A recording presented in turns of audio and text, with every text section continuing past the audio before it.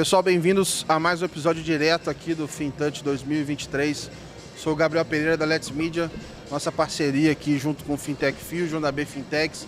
Estamos fazendo a cobertura direto aqui do evento e é agora que a gente vai descobrir como é que a gente vai levar a Let's Media para Londres. Marquei esse papo despretensiosamente aqui para pegar mais informações aqui, de saber como é que esse negócio vai funcionar. Estou trazendo duas pessoas do Consulado Britânico para conversar com a gente. A Júlia Koch, que é do time de internacionalização do Consulado Britânico, e o Nicolas Marinho, que é analista financeiro. E os dois estão aqui para ajudar a gente a entender como é que funciona, quais são os interesses, o porquê que existe esse relacionamento, como é que esse relacionamento funciona, quais são as oportunidades para as fintechs de olhar para outros países, especialmente, né, dentro do para o mundo britânico, e a gente entender um pouquinho mais. Também tiveram aqui ano passado, um prazer receber vocês. Sejam bem-vindos. Obrigada, Gabriel. Primeiro, agradecer o convite mais uma vez. Fiquei bem contente com a tua mensagem. Não é o segundo ano que o governo britânico está participando, mas é o segundo ano que eu estou participando mais diretamente com a agenda de fintech. No ano passado a gente teve a oportunidade de trazer a Helen Child para cá, né, da Open Banking Excellence, para falar um pouquinho da experiência britânica em Open Banking e como que isso se traduz no Brasil também, todo desenvolvimento aqui, se transforma em Open Finance, né? Agora a gente nem fala mais só de Open Banking, né? Sim. A gente já fala de Open Finance, Open Insurance, enfim. Mas o grande foco aqui do governo britânico no Brasil é de facilitar essas relações entre os dois países, porque quando a gente fortalece, né, os laços comerciais, de investimento, automaticamente os laços diplomáticos também se estreitam. E o setor de serviços financeiros, em especial, tem um olhar carinhoso do governo britânico aqui no Brasil, porque é um dos setores onde a gente mais vê sinergia e movimento, né, entre Brasil e Reino Unido. Até porque quando a gente olha para fora, o Reino Unido é uma baita referência com a quantidade de fintech que tem lá dentro, de inovação, etc. Então é um baita polo, né? Então acho que esse relacionamento aí realmente tem um interesse das duas partes aí bem relevante, né? Isso. Hoje são mais de 3.200 fintechs localizadas no Reino Unido. Boa parte delas fica em Londres mesmo, né? Se não me engano, 70% das fintechs hoje são localizadas em Londres. Dessas 3.200, cerca de 800 são fintechs, empresas internacionais. Então a gente vê também um ambiente que é bem diverso em termos de países mesmo, né? Empresários do mundo inteiro que buscam... Acaba o headquarters, acaba sendo em Londres também. Exatamente. Ou pelo menos tem um escritório lá, né? Isso.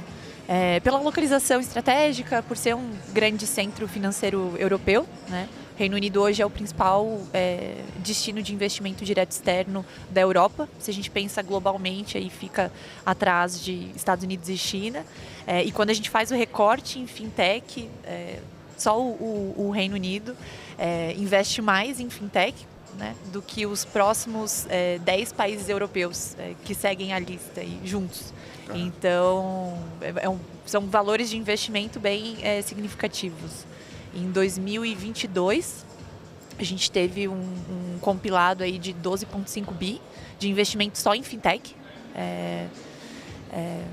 E aí, claro, né, teve uma contração de todo o mercado entre 2021 e 2022, que a gente estava conversando antes, né, em que globalmente a gente viu uma diminuição de mais ou menos 30% de 2021 para 2022, mas, ao mesmo tempo... ainda assim, estava tendo alguma movimentação. Exatamente, né? Exatamente.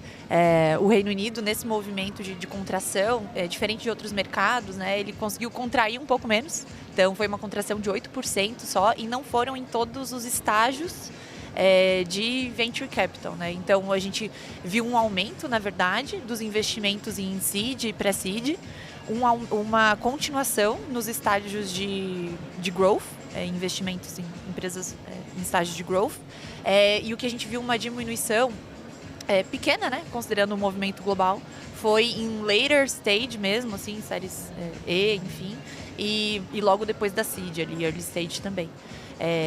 Mas mesmo assim, né, Reino Unido, enfim, segundo país globalmente, quando a gente fala de investimento em fintech, ficando só atrás dos Estados Unidos e na frente da Índia, que ocupa ali o terceiro lugar, mas que tem menos da metade do investimento realizado pelo Reino Unido. Então, esses números aí de fintech por habitante deve ser o maior. Por concentração é o maior do mundo. Se a gente pensa por certamente, as 3.200 fintechs por... São 70? Deve ter um bairro agora, lá só milhões? de founder de fintech. Assim, né? E aonde entra o Brasil nessa história? Qual é essa relação? Quais talvez são exemplos aí legais também do que tem acontecido aí, de movimentações do mercado e tudo mais? Legal. Vou falar um pouquinho do movimento Brasil, Reino Unido, e depois vou pedir para o Nicolas compartilhar um pouquinho do movimento contrário, porque a gente tem casos de empresas britânicas aqui no Brasil também. Quando a gente fala da internacionalização das fintechs brasileiras, o governo britânico, enfim, já facilitou diversos processos. A gente vê um movimento muito interessante acontecendo não só para Londres, mas para regiões, clusters emergentes, como Manchester, Bristol, Edimburgo, que tem uma agenda de wealth tech muito forte também. Quando a gente fala dessas empresas brasileiras, eu acho que o caso mais recente, talvez mais relevante, né, em termos de números mesmo, a gente tem a Pismo, que no Brasil foi adquirida pela Visa, né, 3 meses atrás, eu acho. Sim, foi no Febraban Tech. Foi no Febraban Tech, em agosto. Por um bi, né? Hoje a Pismo, ela tem um espaço em Bristol também. E a estratégia deles foi muito interessante, na verdade, porque eles decidiram por uma região que não é Londres, né? Geralmente as grandes empresas ali olham para Londres por conta de ser o grande centro financeiro britânico. Mas a gente vê em Bristol um grande cluster emergente com a capacidade de oferecer talentos para o setor fintech, porque você tem uma rede de universidades ali em volta, Universidade de Bristol, enfim, outras universidades que conseguem fornecer talento, né, desenvolvedores para essas empresas que se localizam. Então, em um papo que a gente teve com a Daniela, né, que é a CTO, a gente teve um bate-papo com ela para entender um pouquinho melhor do porquê que eles escolheram o Reino Unido, né, e como que o governo britânico foi importante nesse processo. No caso da Pismo, eles escolheram Bristol, primeiro, pela localização estratégica, né, continua sendo o Reino Unido, você consegue, de fato, ter um gerenciamento de uma operação global do Reino Unido, porque eles têm pessoas trabalhando aqui do Brasil, do Reino Unido, Singapura, Estados Unidos, gente trabalhando do mundo inteiro. Vira o turno de 24 horas, né? Exatamente. Alguém acordado no exatamente. Segundo ponto, talentos, né? Então, para fazer uma operação desse tamanho e com essa qualidade de inovação, você precisa de talentos. E a região de Bristol, em especial, tem uma capacidade muito grande de fornecer talentos para o setor de serviços financeiros, setor fintech. Localmente, eles receberam o apoio da agência Invest Bristol and Bath, que é uma agência de desenvolvimento de negócios local, e essa agência é uma extensão do trabalho do governo britânico aqui no Brasil. Então, as empresas brasileiras, elas têm o nosso contato aqui no Brasil, mas a gente conecta elas localmente com a agência regional de negócios. No caso deles, foi a Invest Bristol and Bath. Então, para escolher escritório, para fazer benchmarking de salário, para entender melhor o ecossistema local, envolver nos eventos, né, conectar com as associações. Tem várias frentes com o governo britânico e essas agências regionais de negócios locais conseguem facilitar e auxiliar no processo. Então, a Pismo se beneficiou bastante nesse sentido, assim. Tem outro caso também da PrimeFi, que trabalha com pagamento cross-border. No caso deles, eles escolheram por Manchester.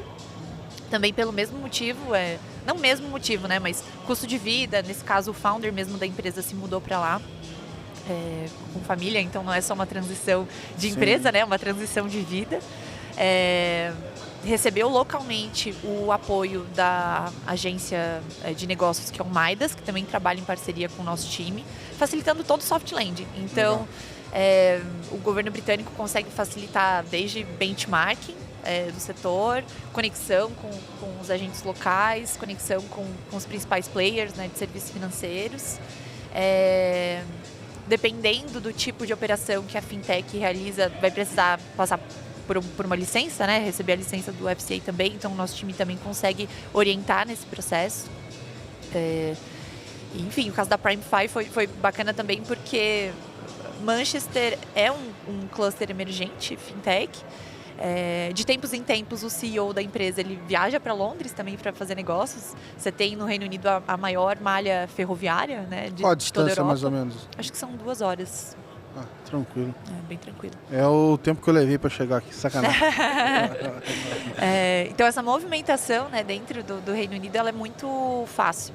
Então, cada vez mais a gente vê empresas escolhendo por diferentes localidades, pelo custo-benefício, mas, ao mesmo tempo, elas conseguem ter um fácil acesso à cidade de Londres para fazer negócios pela, enfim, linha aérea e linha ferroviária. Boa.